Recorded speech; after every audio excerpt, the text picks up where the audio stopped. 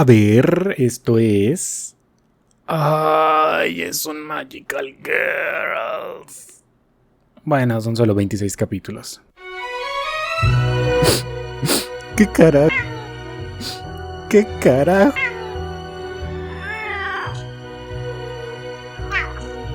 Cuenta la historia de un príncipe que se enfrentó a un terrible cuervo que consumiría todo. Aquel príncipe utilizó el único método que tenía para sellar tan terrible mal y atravesó su propio corazón con su espada. Con eso, pudo atrapar esta calamidad y así poder salvar a su reino. Estaba muy escéptico cuando... Bueno, vi el nombre del anime y que se tratara de ballet solo me dio algo de curiosidad, pero nunca pensé que fuese a gustarme tanto. Desde el inicio el ritmo sigue un compás firme que nos guía durante toda la historia en perfectos tiempos, que continúa de forma tan precisa mutándose para enfatizar las emociones que intentan plasmarnos. Niebla y narraciones es lo que acompañan de forma tan fiel a este relato, el simbolismo de los sueños presente tan firme que lo sazona con un pequeño misterio para cautivar aún más a la audiencia mientras la historia se desenvuelve. Todo comienza con un pato en el lago mirando a un encantador príncipe danzar sobre las aguas, anhelando ver la felicidad en su mirada. El sueño termina abruptamente y la trae de nuevo a la realidad.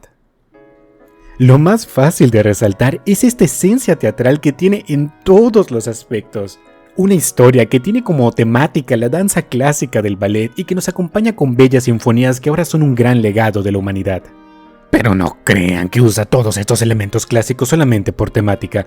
Un error muy común en muchas de las historias es que el mundo gira alrededor de este, limitándolo tanto en su narración. Y por supuesto, Princesa Tutú carece de esta equivocación. Aun cuando el uso frecuente del ballet como parte del repertorio es constante, no impide que otros aspectos formen parte para añadir más variedad a la misma temática. Tras aquel sueño se nos presenta una gran cantidad de personajes principales, y acompañando a Hiru, aquella chica que recordó ser un pato y que tiene el poder de convertirse en la misteriosa Princesa Tutú, con el anhelo de devolverle sus sentimientos a Mito, aquel que instintivamente siempre ha llamado príncipe, y a su lado siempre le acompaña Fakr, un personaje que siempre duda sobre sus intenciones en un inicio. Y por supuesto que sería una maravillosa historia sin los personajes que la representen. Primero quitemos a Mito del camino. Pero esto es con un muy buen motivo, porque no nos importa este cabrón, aun cuando es el objetivo principal, completarlo, en realidad no tiene la menor importancia y únicamente es el que mueve los motivos de los demás protagonistas. Algo contradictorio sí, pero quienes ya hayan visto Princesa Tutú estoy seguro que ni se acuerdan de este concha de su madre. Fakir, otro talentoso bailarín que al inicio es quien se encarga de controlar a Mito, siempre estando sobre él, siendo una persona mandona que no permite que nadie se acerque al príncipe de cabellos plateados, estando en contra de que el príncipe recupere los fragmentos de su corazón. Con tenebrosas intenciones lo vemos siempre interferir, tratando de alejar a todas las personas de Mito, siendo él su única compañía. Sinceramente, cuando se introdujo este personaje yo estaba... Entonces, ¿él es el cuervo o solo es gay? Y mientras la historia avanzaba, mi percepción sobre él va cambiando. Ah, entonces solo es gay. ¿Momento es un caballero? ¿Es un caballero gay? Este personaje sin duda fue un descubrimiento entretenido para sus intenciones reales. Un chico que vivió con la idea de cumplir un destino, pero siempre lo detuvo su falta de habilidad para ser el caballero perfecto y el guardián del príncipe. Cuando se confronta con su anterior vida, no duda en cumplir su deber, pero el temor de la muerte es tan grande que entorpece esas habilidades a las que tan poca afinidad tiene. Es perfecto cómo no se gasta ni un solo momento en las conversaciones. Cada uno de los diálogos cumple una función para dar información de cada uno de los personajes. Las conversaciones entre ellos brindan contrastes agradables y la forma en que estas son puestas, con diálogos orgánicos en cierta forma, pero no dejan de ser dirigidas específicamente al público. De nuevo, no puedo dejar de señalar lo impresionado que estoy que hayan hecho un diálogo tan similar a una obra teatral. Sencillamente me encanta.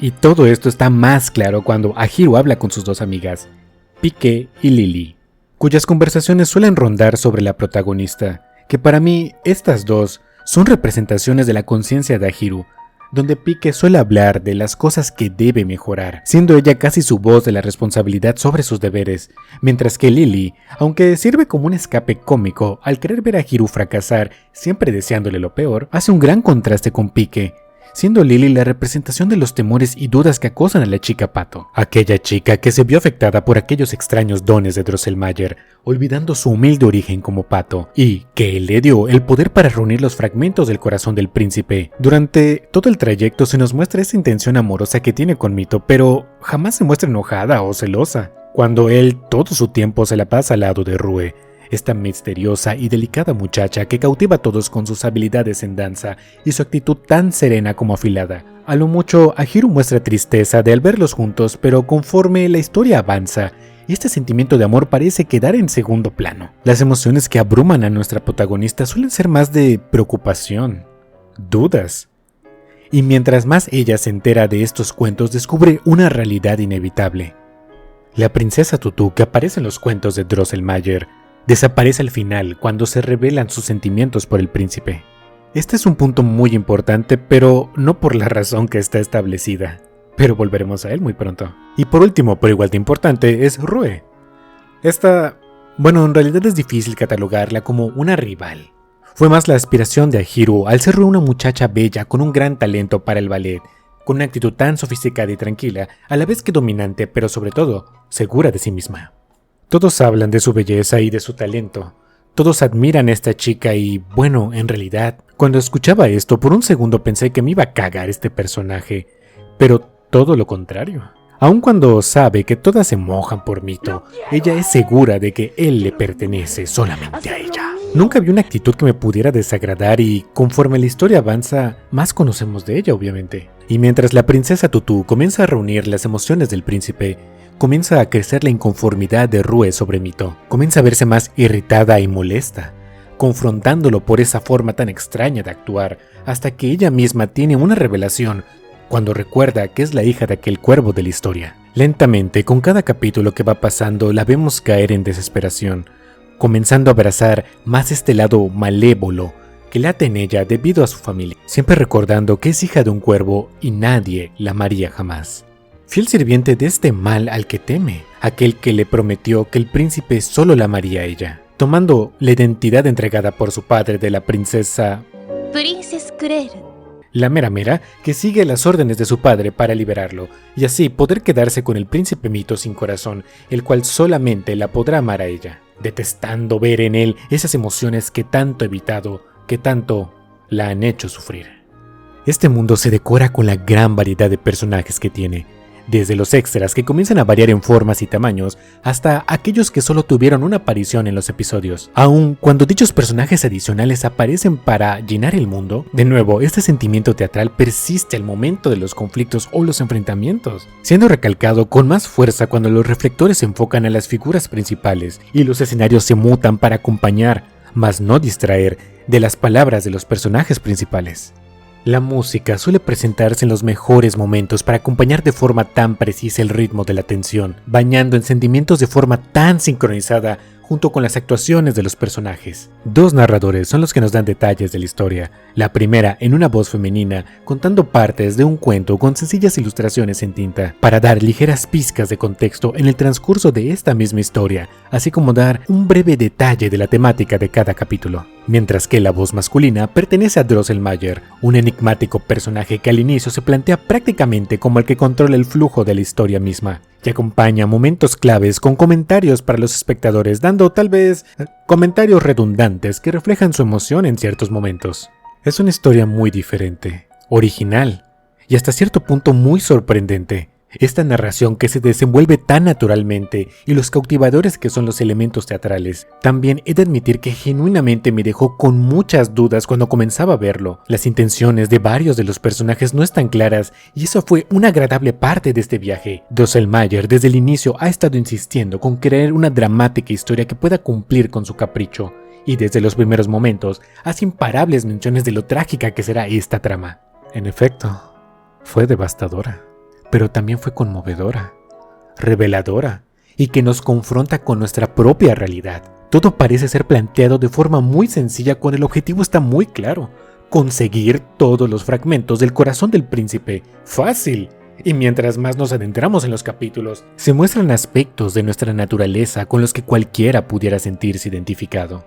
En más de una manera, este narrador es un reflejo mismo de los escritores, de los espectadores, de aquellos que sueñan con una historia que han gestado a través de los años. Una historia que se pueda desenvolver a la perfección y que cumpla cada una de nuestras expectativas.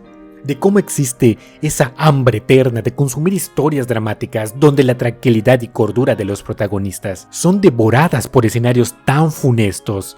Disfrutar de su sufrimiento atreviéndose a confrontarnos con nuestro deleite por ver a otros sufrir. Cuando se atreven a jugar con la idea de que estos personajes pudieran ser reales, aquí entra Princesa Tutú. Plasmar al espectador de esa manera como una figura antagónica es maravilloso. Aquel que siempre quiere ver más drama, que la trama se vuelva aún más oscura, ver caer al personaje principal y cuando sale victorioso queremos algo diferente, algo nuevo, algo trágico. Esa necesidad de emociones descontroladas que nos abrumen, que inunden nuestros sentidos y aturdan nuestras percepciones, que liberen esa descarga que corre por toda la columna y eriza la piel en esos momentos tan cuidadosamente construidos a través de sus narraciones. Estos son los tres personajes principales. Quitando a Mito, él no cuenta. Son una construcción maravillosa que carece de los estereotipos que tanto le encanta al anime seguir reciclando sin cansancio, carajo. Nuestros personajes principales pueden ser tan heroicos como trágicos, decididos y compasivos, con dudas y con grandes cargas en sus corazones. Todos ellos desenvolviéndose en un mundo tan onírico, donde la fantasía no se distingue de la realidad, envuelta en estos mitos y cuentos, bañados en esta increíble música que siempre puede tomar un nuevo significado, o tal vez me demuestra todas las emociones que puede albergar cuando se usa de la forma correcta. Claro, aún sigue el orden establecido en esta serie shoujo. La introducción, el problema, la transformación, el uso de poderes, en este caso la danza, y por último la resolución. Pero está tan bien implementado y en algunos puntos tienen su pequeño giro, una derivación pequeña o con un guiño para la continuación de los siguientes capítulos que solo intrigan más. Y da ese fuerte deseo de continuar mirando estos capítulos. Aceptación. Es un anime sobre aceptación. Cuando se nos presentan estos personajes existe un papel que deben de cumplir. La idea de un destino cruel que les depara en las últimas oraciones de aquel cuento.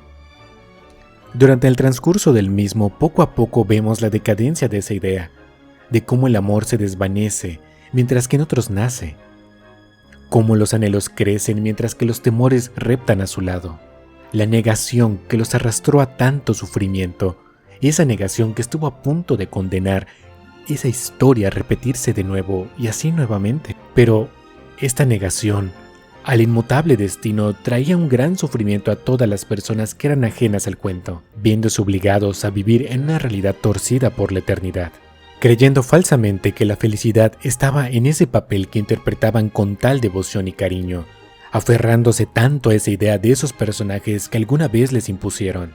Esa mentira que se repitieron tantas veces, esas ilusiones a base de nada, queriendo construirse un futuro sin siquiera poder aceptarse a sí mismos. Que todo su poder, que toda su habilidad para poder avanzar y crear estaba sujeta a los supuestos dotes que les fueron entregados. Habla mucho sobre la aceptación y de cosas que son imposibles de cambiar, pero tampoco te condena a vivir en una lúgubre tristeza de impotencia. Hay hechos inmutables en nuestra frágil y muy incompleta realidad. La muerte es un hecho, y la espontaneidad de la misma aterra tanto a las personas que no todas miden las consecuencias de sus acciones. La familia, que puede ser tanto como lo mejor que te ha pasado en la vida, así como lo peor de tu vida. El pasado inmutable, por supuesto. Y de esas incambiables cosas existen listas inmensas que pudieran arrastrarnos a una realidad más lúgubre. Por supuesto que no estoy hablando de que ésta puede cambiar con una actitud positiva solamente. Pero hay muchas cosas que nosotros podemos mutar en nuestras manos y dar vida nueva a nuestro espíritu. Antes de que podamos moldearnos, es imperativo que podamos reconocer que somos seres imperfectos y eso no es nada malo. No puedes brindar ayuda a alguien que no está dispuesto a ayudarse a sí mismo. Permite que tu yo te ayude. Acepta tu reflejo del ayer que forjó lo que eres ahora y siéntete orgulloso al querer pintar un nuevo futuro. El dolor y el fracaso son crueles maestros, pero son los mejores que tenemos en la introspección. Yo soy ilusión. Y eres más fuerte de lo que te permites ver.